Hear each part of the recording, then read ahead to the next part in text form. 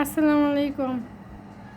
এই যে মিমির তৃতীয়টার পরে এই যে চতুর্থ বাচ্চা এই যে দিয়ে দিছে, একটু মনে হয় দেখা যাচ্ছে। এই যে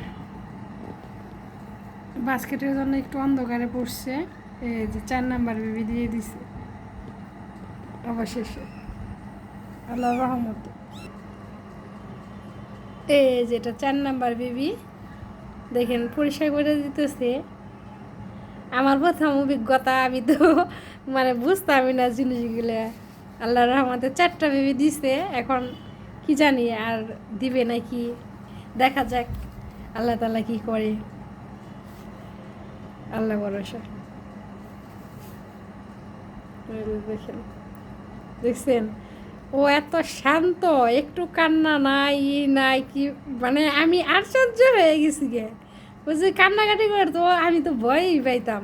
আর ব্যথা ওঠার সাথে সাথে মানে আজানও দিল মাগরিবের, ওর মানে ইটাও হইল তাড়াতাড়ি।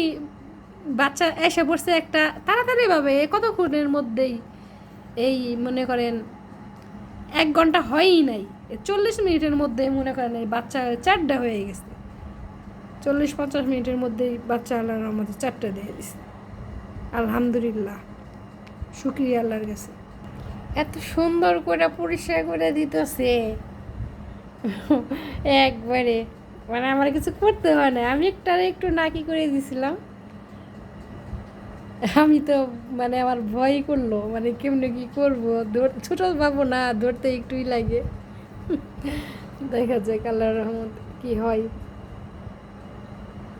দেখি আরো বেবি হয়তো দিতেও পারে, দেখা যাক।